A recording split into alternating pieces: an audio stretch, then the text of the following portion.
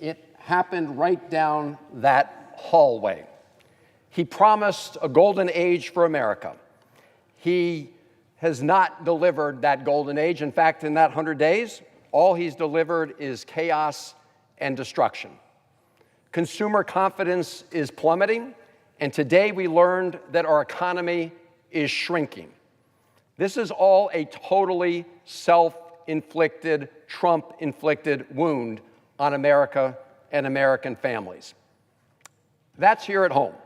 On the world stage, candidate Trump promised to be the great peacemaker, to end the wars in Ukraine and Gaza on day one. But he has nothing to show for that other than distrust from our allies and smiles from our adversaries. He has thrown the Ukrainian people under the bus, and in Gaza, the hostages have not been released, and we are witnessing a humanitarian catastrophe. And over the last 100 days, Donald Trump has embarked on a law-breaking spree that has torn up our Constitution, torn apart our government, and torn down our economy. Over 200 lawsuits have been filed in federal courts around the country because we are watching this president break laws on every front, on everything from his illegal freezing and impoundments of taxpayer funds for important public programs that benefit communities all over the country, to his illegal firings of patriotic federal employees, including many veterans who provide critical public services, to letting Elon Musk loose on federal government programs with a chainsaw, not to make government more efficient, but to rig government for the already rich and powerful, like Elon Musk, at the expense of everybody else. President Trump's also been abusing his authority to create tariff chaos that has sent consumer confidence plummeting, badly damaging our economy. And he is violating the First Amendment by cracking down on students at colleges and universities for their exercise of free speech and right to assembly, to also violating another vital constitutional provision, the constitutional right to due process for those who live in America. It's a staggering amount of lawbreaking in just 100 days. And that's why all of us should fight back in the courts, in this Congress, and in communities all over America. And we know that the American people don't like what they're seeing, what they're experiencing. They are rising up in communities all over America to voice their disapproval with President Trump's performance. They are giving him a big fat F for the first 100 days. Total, miserable failure. The only people who don't seem to get it are some of our Republican colleagues here in the Congress, who apparently live in constant fear of being on the wrong end of a tweet from Donald Trump or Elon Musk, and want to look the other way in the face of this massive law-breaking and ripping up of the Constitution.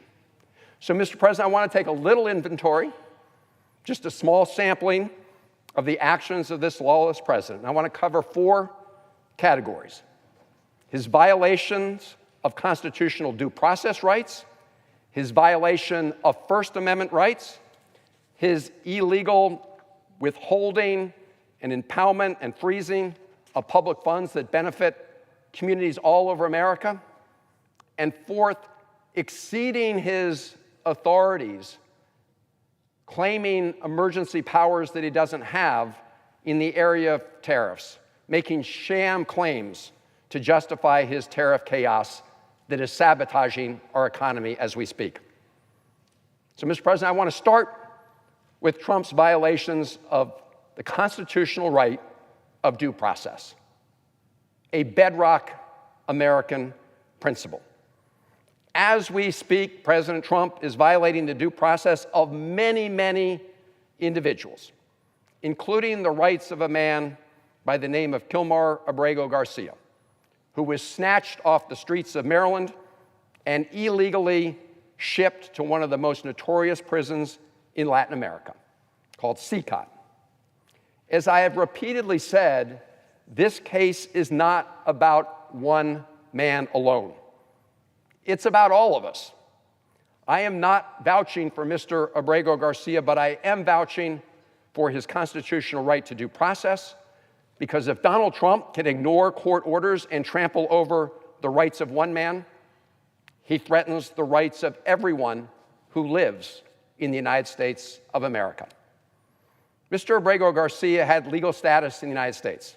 He lived in Maryland with his family. He had a work permit. He was an apprentice with the sheet metal workers, Smart Local 100, where he worked full-time to help support his family. He was driving in his car with his 5-year-old autistic son when he was pulled over by federal agents. He was taken to some facility in Baltimore where he asked to make a phone call to let folks know what was happening. He was denied the opportunity to make that phone call. He was then shipped to the state of Texas. From there, his feet were shackled, he was handcuffed, he was put in a plane where he couldn't see out the windows and he didn't know where he was going. And he landed in El Salvador and taken to one of the most notorious prisons in our hemisphere, a place reserved for the worst of the worst, for terrorists. Now here's the thing, Mr. President. There was a standing court order not to deport him to El Salvador, because doing so could put his life in jeopardy from gangs. Indeed, the Trump administration admitted in federal court that Abrego Garcia was wrongfully seized and shipped to this prison in El Salvador. But instead of fixing the problem they admitted to in court, what'd they do? They punished the lawyer who told the truth in court. And now, the Trump administration is ignoring orders from the federal district court, the 4th District Court of Appeals, and a 9-0 order from the Supreme Court. We don't get 9-0 decisions out of the Supreme Court very often, but that's what all those courts ordered the Trump administration to do with respect to facilitating the return of Mr. Abrego Garcia, to facilitate his return. This is not just trampling over his rights. And again, I want to emphasize, if you allow the president to trample over the rights of one person, you do threaten the rights of everybody who lives in America. That's why yesterday I wrote to President Trump about this case. And I'm going to read that letter to the Senate so no one can say they don't know what's going on in this matter. Here's what I wrote in that letter. Dear President Trump, I read with great interest your interview with Time magazine regarding the Supreme Court's 9-0 decision ordering you and your administration to facilitate the return of Kilmar Abrego Garcia, who your lawyers admitted in federal courts was wrongfully seized and deported to a prison in El Salvador. You conceded in that interview, this is the interview he had with Time magazine just a short while ago, you conceded in that interview that you have not asked President Bukele, that's the president of El Salvador, to return him. You also said regarding this case that you, quote, don't make that decision, unquote, because your lawyers do. Your comments and the actions of your administration clearly demonstrate your failure to comply with the court orders as you continue to violate Mr. Abrego Garcia's constitutional and due process rights. And when you deny the due process rights of one person, you threaten them for everyone in America. The American public knows this.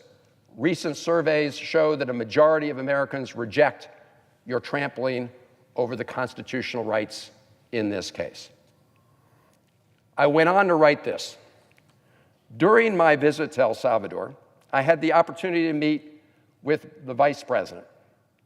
My conversation with him revealed the extent to which you and your administration are violating the orders of the federal courts and the Constitution of the United States. Our discussion, again referring to my discussion with the vice president of El Salvador, show that your administration is doing nothing to comply with and implement the Supreme Court order to facilitate Mr. Abrego Garcia's return to the United States, and revealed that the government of El Salvador is holding him solely at the request of your administration, and specifically because you are paying them to imprison him. While I had expected a private meeting with the Vice President, when I arrived at his office, there were several cameras rolling.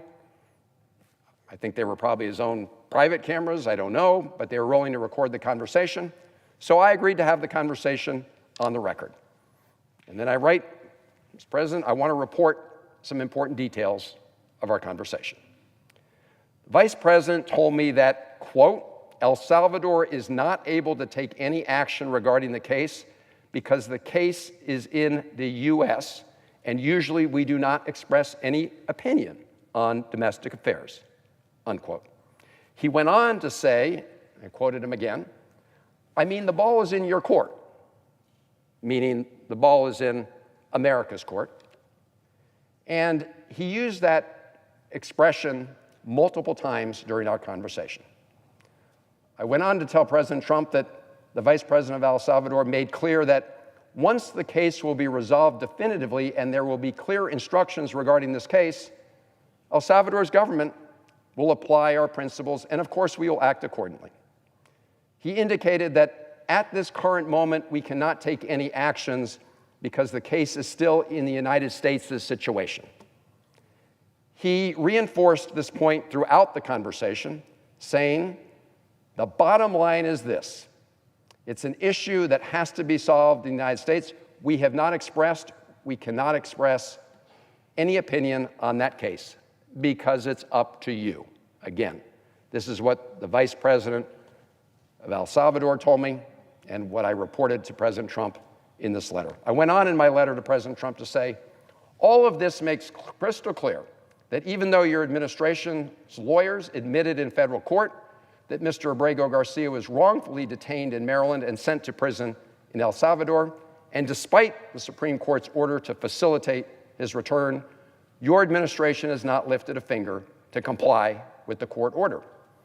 As the Vice President indicated, the ball is in your court. When I asked, and I'm continuing to report this to the President of the United States, when I asked the Vice President whether El Salvador had any evidence that Mr. Abrego Garcia had committed a crime, his response was, how can I have it? He said that the government of El Salvador does not qualify those persons who are there. We just take them. I asked if El Salvador is imprisoning Mr. Abrego Garcia simply because the United States is paying to keep him and others there. His response was, exactly, that's it. Exactly, that's it, he said. He also said, I mean, if the person that you send is not a criminal, is not whatever, I mean, it is up to you. That's what I'm saying. I don't want to express any opinion. I think it's up to you. The ball is in your court. And the Vice President of El Salvador made clear that they did not review the file of Mr. Abrego Garcia. He said, and again I quote, we have a deal with the U.S. They send people, we host them, they pay, and that's it. When I asked the Vice President of El Salvador why his country cannot release Mr. Abrego Garcia from prison when the United States government conceded in court that he was wrongfully abducted, and whether he is now being charged under El Salvador's law, he responded, what is your recommendation to El Salvador's government? We can take him to the airport and ask an airline to take him to the United States? Are you saying the airline would take a person without a passport? What kind of visa should we carry?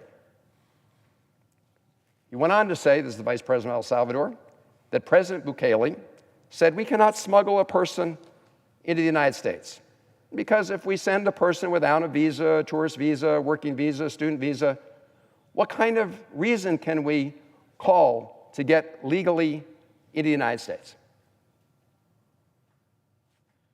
regarding papers, he asked, who will provide that? We don't have it. So I continue to report on this conversation in my letter to President Trump, and I said that I repeatedly pointed out to the Vice President of El Salvador that neither I nor anyone else in the United States is asking El Salvador to smuggle Mr. Abrego Garcia back into the United States. That argument is obviously a red herring. I repeatedly pointed out that Attorney General Bondi has said when President Bukele was in the Oval Office with you, referring to the President of the United States, that the U.S. would send a plane to pick up Mr. Abrego Garcia. So I was not asking the government of El Salvador to smuggle him into the United States, only to release him from prison.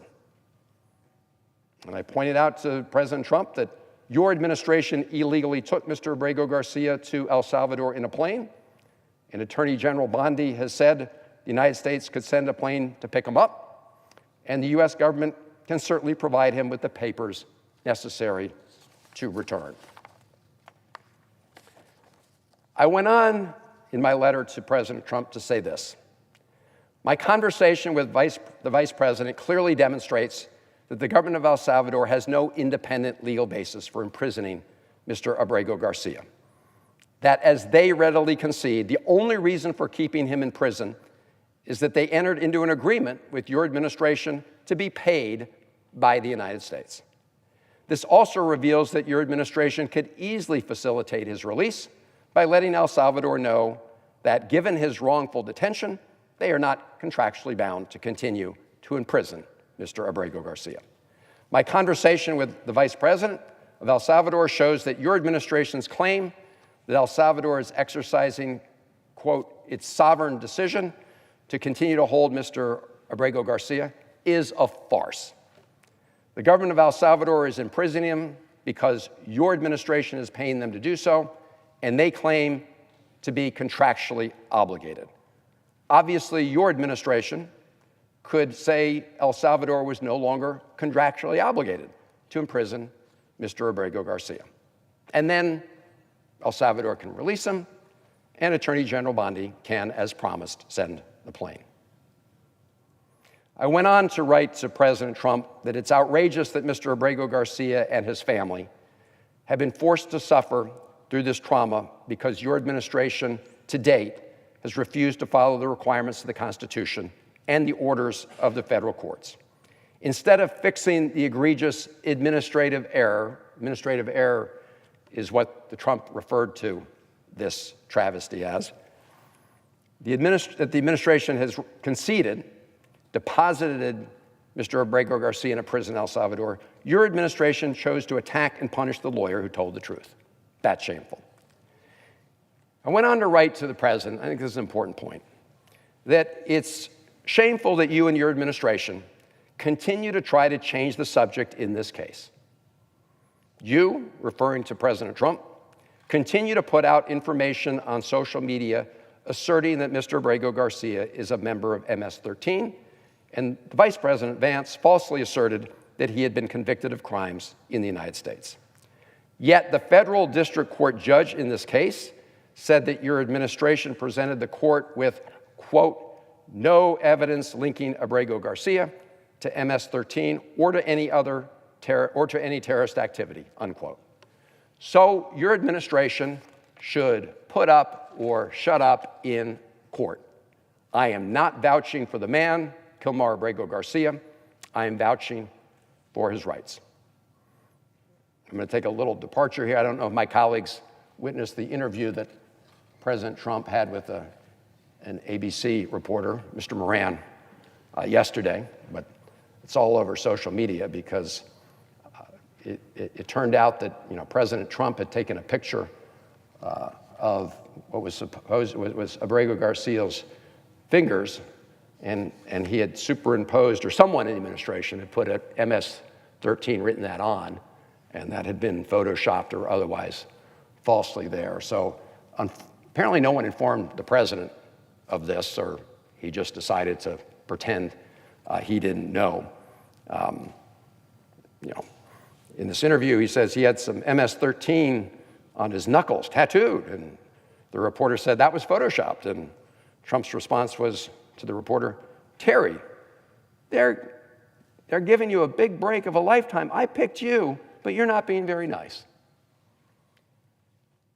Well, my point here, Mr. President, again, is whatever evidence there may be, the proper forum to submit it is in the courts of the United States.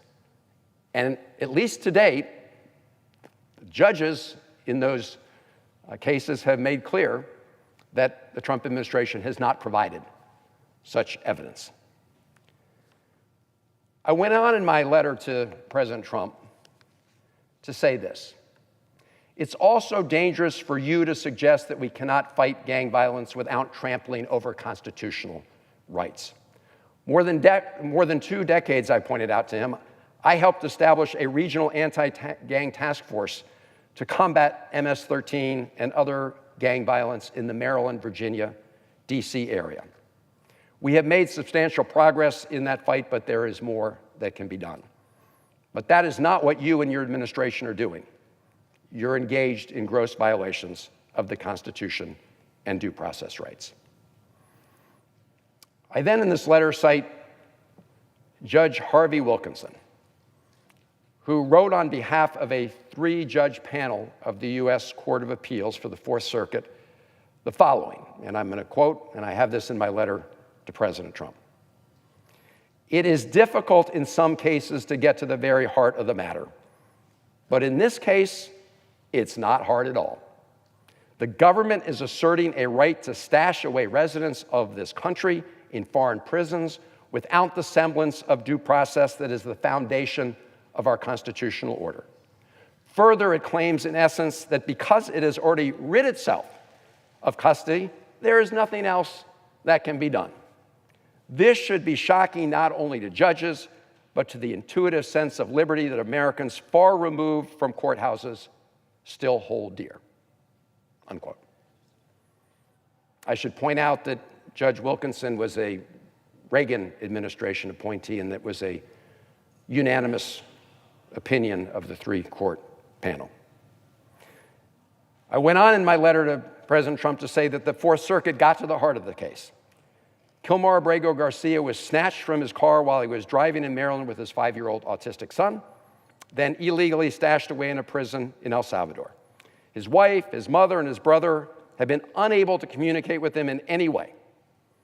He has a work permit, and his fellow sheet metal workers have been organizing to bring him back home, as have thousands of Americans.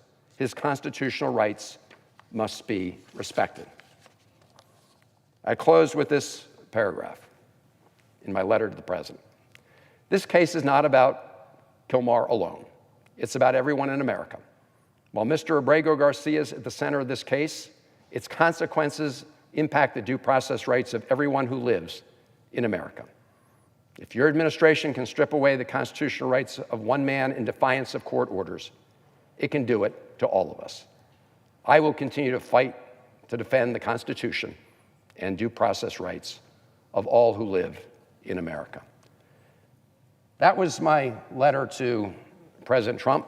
I haven't heard anything back from them, and they continue to violate the Supreme Court orders.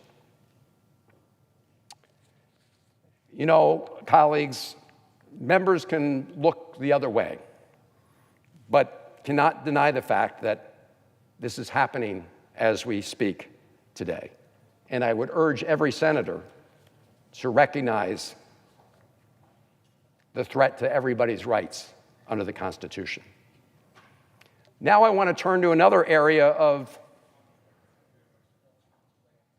law-breaking, constitutional violations being committed by the Trump administration, because not only are they violating the due process clause of the Constitution in the Abrego Garcia case and others, but they're also tearing up the First Amendment and trampling over free speech rights of individuals in America, especially students on college and university campuses, but many others as well.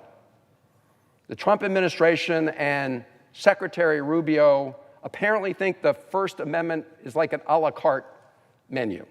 In other words, they seem to believe that the United States government can punish those who engage in speech that they don't like. That's not how it works. They don't get to cherry pick speech under the First Amendment and use governmental power, state power, to sanction those who disagree with their point of view. But that's exactly what they're doing in cases like those of Rumeysa Ozturk and Mahmoud Khalil and Mohsen Madawi. Mohsen Madawi was illegally snatched as he was taking his citizenship test in the state of Vermont. Mr. President, I just want to read one of the questions that's on the U.S. citizenship test. It's important that everybody recognize what we ask those who are working to become citizens have to understand. Question 6 on the citizenship test reads, what is one right or freedom from the First Amendment? And under it, there are a number of things, but the first one on there is speech. The second one on there is assembly. Speech and assembly. I think members of the Trump administration need to take a refresher course of the kind that we ask citizens to take in this country, because apparently President Trump, Vice President Vance, Secretary Rubio, and others would like to cross that question right off the citizenship test. You know, we observed recently that when Vice President Vance took an overseas trip, he lectured some of our European allies, like the UK and Germany, about freedom of speech. He said that they had too many limits on freedom of speech, that they were curtailing freedom of speech for people who lived in their countries. But here at home, tearing up the First Amendment of the Constitution. Apparently, here at home for the Trump administration, freedom of speech exists only for those who agree with their point of view. Mr. President, you know that our colleague who served with us, Senator Rubio, used to take to the Senate floor regularly to talk about an American foreign policy based on democracy, based on human rights, based on freedom of religion, and yes, based on freedom of speech and expression around the world. Telling other countries that it was wrong to have the governments lock them up for expressing their points of view. And yet now, here at home, Secretary of State Rubio is trashing freedom of speech. He's ripping up the First Amendment of the Constitution. And it's shameful. And the American people should not stand for it, because if you rip up the First Amendment for some people, you threaten it for everybody who lives in the United States of America. Mr. President, I was fortunate to grow up in a Foreign Service family, sort of went back and forth between the United States and other countries, and I was proud to be from a family that represented the United States overseas. We are far from perfect, and we have a lot of work to do to live up to the principles that we say we stand for around the world. But one of the things we do, or used to do, is stand up as a beacon for human rights and freedom of speech. That's no longer happening. And you can't say you want everybody else around the world to live up to that principle when you're violating it right here at home. Now, Secretary Rubio has dug way back into a McCarthy-era statute from what was called the McCarran-Walter Act. That was a law passed at the height of the McCarthy era, and he's using that to claim that these students represent a threat to the foreign policy of the United States. That's pretty pathetic, right? That students expressing their views represent a threat to the foreign policy of the United States. We have students of all different faiths who are protesting the war in Gaza and advocating for Palestinian rights. Others may agree or strongly disagree with what they say. But the claim that they somehow represent a threat to the foreign policy of the United States is ridiculous. It is so clearly being used as a ruse to deny their First Amendment freedom of speech rights that I hope the courts will see right through it. What it is an effort to punish speech. Mr. President, Donald Trump's lawbreaking doesn't end with his efforts to tear up constitutional rights of due process and the First Amendment.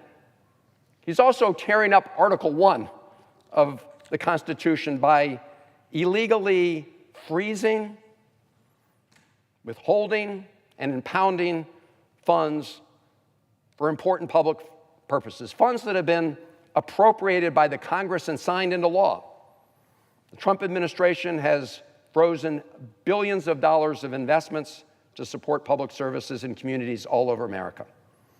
The latest count is they're holding up about $430 billion that were appropriated by the Congress.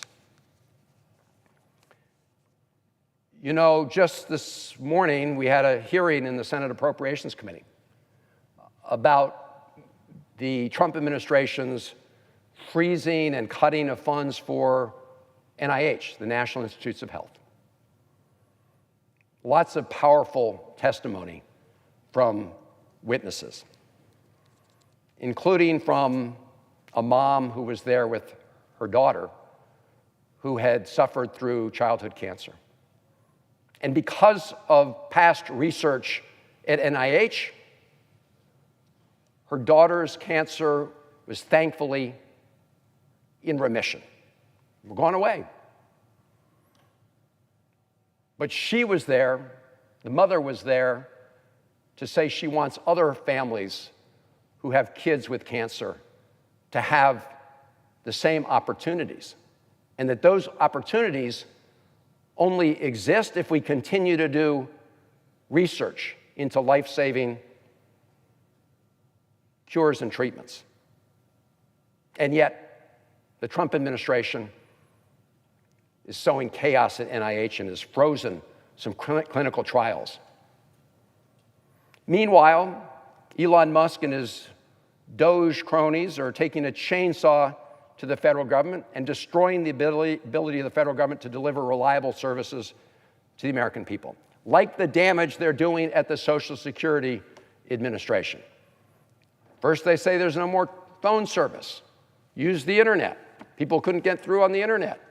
Go to the local Social Security offices. We're closing the local Social Security offices. And by the way, we're also firing thousands of people so there won't be anyone in those local offices. And then they say, oh, well, maybe we better turn the phones on again. This isn't about government efficiency. This is about rigging the government for people like Elon Musk at the expense of everybody else. This is an issue that should concern every member of Congress, because it is a direct attack on Article 1, and it's an attack on the American people and their rights to have these investments made when their elected officials direct them to be made on their behalf. And yet, just yesterday, the head of the Government Accountability Office, as we know by GAO, testified before a Senate Appropriations Subcommittee that the Trump administration was stonewalling GAO's efforts to investigate this illegal withholding of funds. Gene Dodaro, who is the Comptroller General, testified that the Office of Management and Budget, quote, has not been responsive, unquote, to GAO's questions about the freezing of billions of dollars in funding Congress had already approved.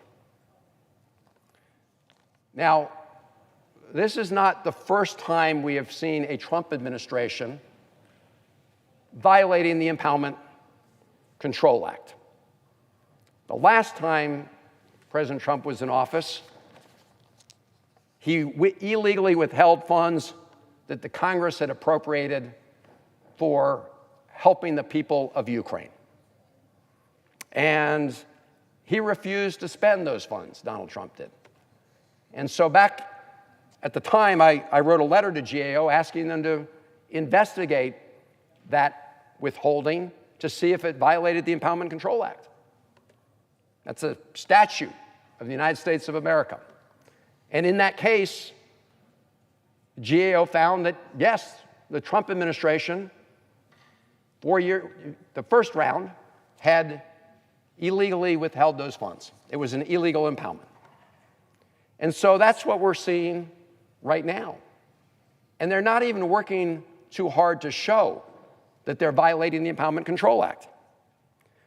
When the head of OMB, Office of Management and Budget, Russ Vought, was before the Senate Budget Committee for his nomination, his confirmation hearing, I asked him about the Impoundment Control Act. And I asked him about the past violations of the Impoundment Control Act, because guess what? He also was the head of OMB at the time of the earlier violation.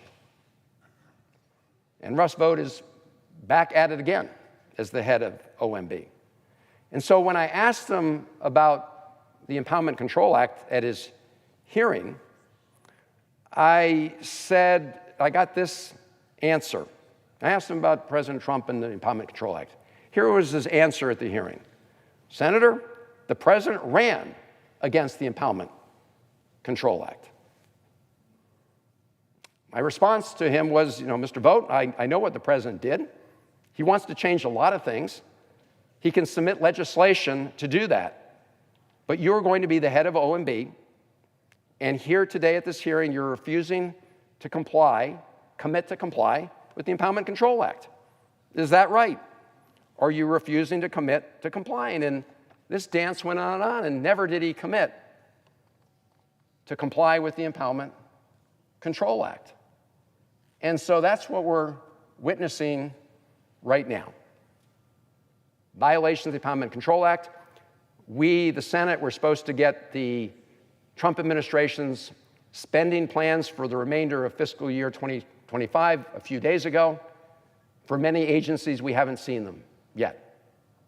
So we don't know what they say their plans are, but we do know that as of now, they're withholding about $430 billion of appropriated funds. Finally, Mr. President, I want to talk about another area where Donald Trump is violating the law to the detriment of our economy, and that is in the area of tariffs. Now, presidents, of course, have some authority to apply tariffs. And I've supported targeted tariffs in the past for strategic purposes. But a number of small businesses around the country and others have filed lawsuits against the Trump administration for their illegal use of the International Emergency Economic Power Act. And I see the ranking member of the Finance Committee on the floor here, and he's spoken to this many times, and I want to thank him for his leadership. But I do want to read directly from the complaint that's been filed. Because the complaint, and this is one of cases, Congress passed the International Emergency Economic Power Act to counter external emergencies, not to grant presidents a blank check to write domestic economic policy. They go on to point out that, yes, we have a fentanyl crisis in America. All of us agree with that. But using this statute which is for economic emergencies, and using the statute that the way the Trump administration is doing is a gross violation of the president's legal authority. And as we can see by the downturn in the economy, we just learned that we're seeing the economy contract. We're seeing consumer confidence plunge, that President Trump's illegal use of that statute is causing incredible economic pain across the country. So I want to end with this, Mr. President.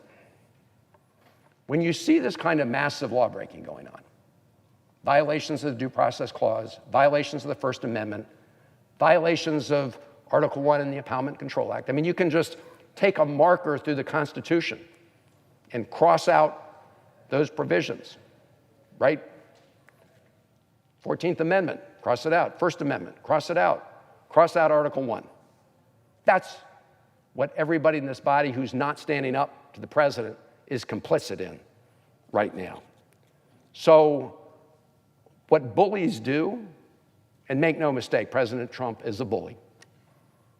What they do is they try and pick on people they think that are weak. And if the rest of us don't stand up for the rights of those people, then it's a very fast and slippery slope to losing the rights for everybody who lives in America. So I hope, Mr. President, that as we review this first 100 days and the massive lawbreaking that's going on, and the tearing up of the Constitution, the tearing apart of the government, and the tearing down of our economy, we will all wake up, because the American people are waking up. They understand what's going on, and they don't like what they see. So we better do our jobs here in the United States Senate, and I hope, starting today, all 100 senators will begin to do exactly that. And I yield back. Mr. President. Senator from Tennessee. Thank you, Mr. President. Yesterday did indeed mark the